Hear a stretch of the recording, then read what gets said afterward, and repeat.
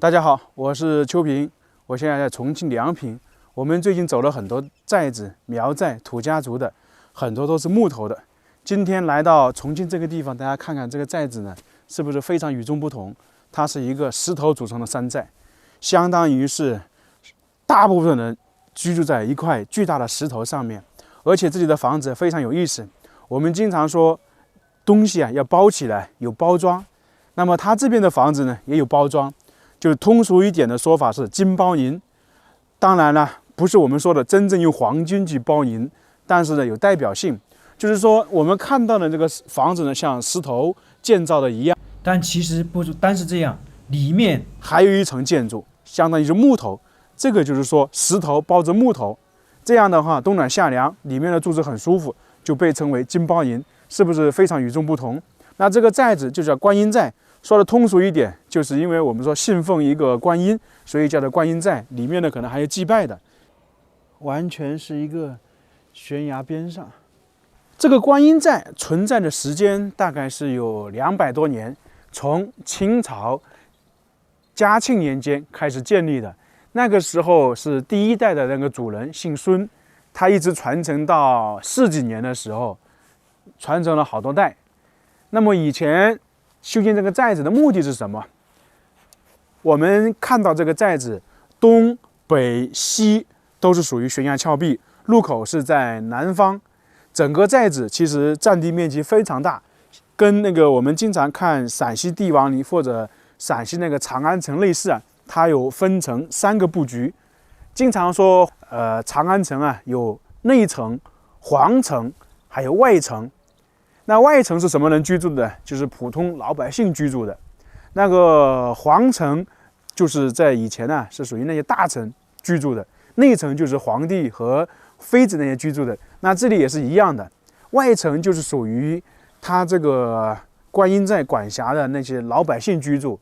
中间这个呢，相当于是皇城，就是那些他的武装、他的管理人员、他的职工居住的。那最里面呢，就是他那个寨子的主人和他们家眷居住的地方，是不是非常有意思？也是仿照皇宫来的。那么为什么这个地方看起来全是属于石头结构的呢？并且这些都是大的那个方条石，寨子的四周还相当于角楼。在以前这些地方可能土匪比较多，所以呢经常有土匪来这里，我们说的要抢夺财物。那自然而然呢，他们这个主人呢就把周边的居民一起弄起来，建了这样一个寨子，要保护自己的财产。按照资料记载说，这个地方以前7天7夜土匪都没有打下来。那么发展到后面，大家知道武器有发展，那有那些我们经常说的枪炮，那自然而然，如果土匪来攻打的话，那么这个房子呢就不能用木头建的了。另外一点，这个地方是一个我们说的突兀的山峰一样的。四周没有什么树木，那又是在一座悬崖上面，一个石山上面，自然而然石头比较多。那么相对来讲呢，建的话全部用石头围起来。综合多方面的原因，这个地方呢就变成一块由石头组成的山寨，并且是在石山上面的山寨。那么这么好的地方为什么会废弃呢？说白了嘛，经常说富不过3代。那这些以前的大地主也是一样的，他第1代可能比较厉害，第2代、第3代到了后面呢，我们说没经历过困难，那就享受，自然而然呢就破败了。特别是最后一代那个寨主就是相当于地主，他抽大烟，就是把家产、田产这些变卖了，自然而然就破败了。另外一点呢，这个地方在40几年的时候经历过一场大火，把很多都烧了，所以呢，当地的居民、村民呢就搬迁走了。我在网上查了一下资料，这个寨子里面可能还有几户人家居住。等一下看看能不能找到，跟他们聊一下，看看他们知不知道那个寨子的以前地主是什么样子的。因为如果居住的时间长的话，可能他们还见过那个末代地主末代寨主。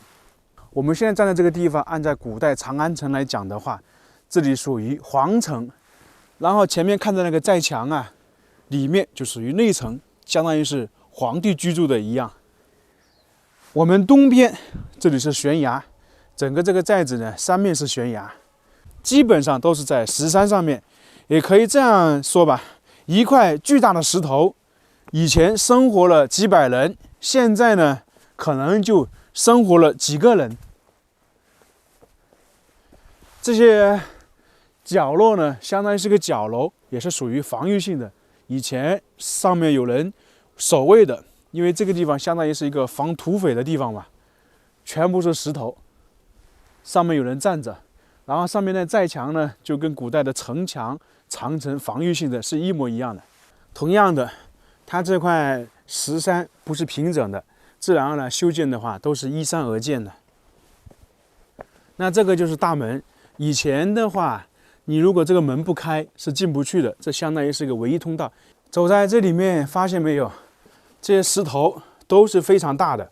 我这里看了一下，它宽度大概是40公分，高度呢大概是30公分。大家想一想，以前的时候这个石头是怎么弄凿的？看看还有很多明显开凿的痕迹，非常不容易啊。基本上大小都是一样的。我们说现在用机器裁割是很简单，那个时候靠什么裁接呢？基本是没有，那完全是靠人工。所以我经常佩服古代的工匠，了不起呀！你像这些都是四方四正的。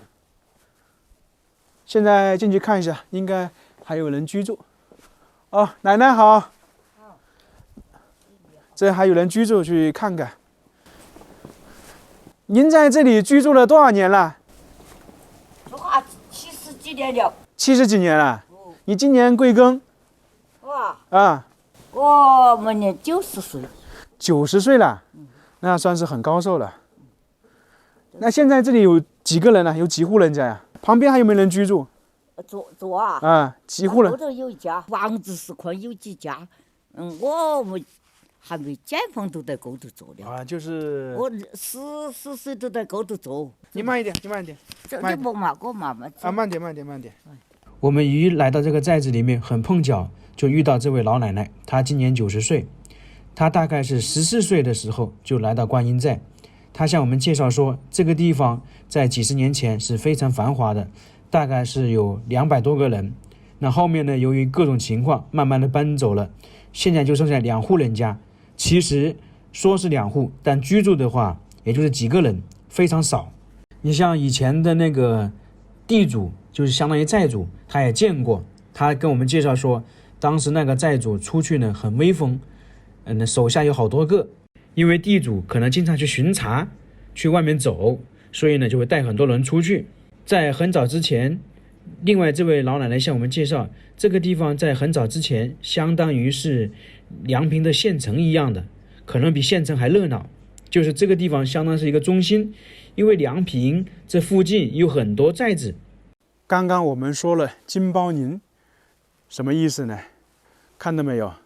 这个房子全部是由大的那个石头组成，但是呢，进入里面就不一样了，里面就是有木头，还有一些砖结构，看到没有？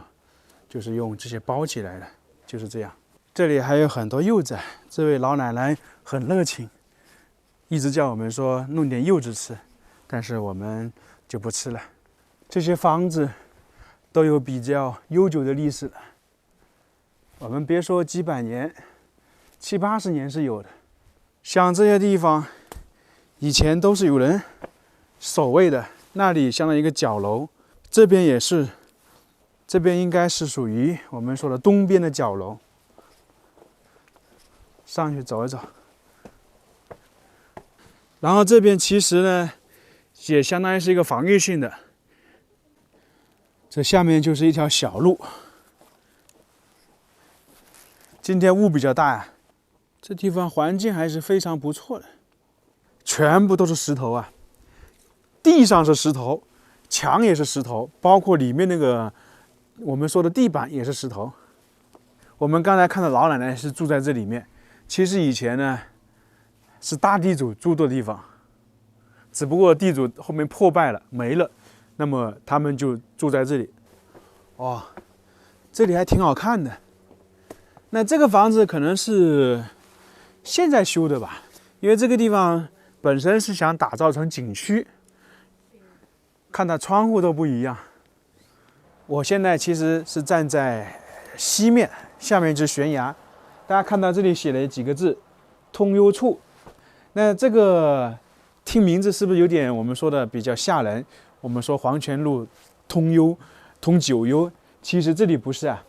这个地方以前就是他这个债主啊、地主在这里居住的房间、居住的地方，里面有天井、有堂屋等等，其实相当于就是他们自己的一栋房子嘛。算是在整个寨子的最深处，也是整个内城的最深处，一般都是这样的。皇帝啊，古时候看皇宫也是住在最里面，安全嘛。他这里也是一样的。我看看他这里写了什么，有堂屋，里面呢还有防潮的，百年古灶，就是说他们寨主啊做饭单独在这里面，那么可能其他的那些员工或者守卫的吃饭是在另外一个地方。太多了，石头太多了。那像我们这个地方突出去一点是像什么？就有点像马面。没事，你站在那里的。这个已经说了很多次了，特别是那个长城城墙上面很多这个马面，包括那种角楼，都是属于防御体系的一部分。这种房子比较独特，就相当于是以前保管财物的地方，俗称金库，在这里叫退谷。那墙上面有很多这种孔啊，就是属于射击孔，里面是有守卫人员的。如果说假如土匪攻到里面来了，攻到内寨了，那这里还有人保护。因为财产嘛是重之重，所以这个里面呢一直都有人值班。曾经豪华无比的地主大院，如今就剩这个样子。只剩下2户人在此居住，看起来挺可惜的。但是这个建筑结构、建筑方式还是非常独特。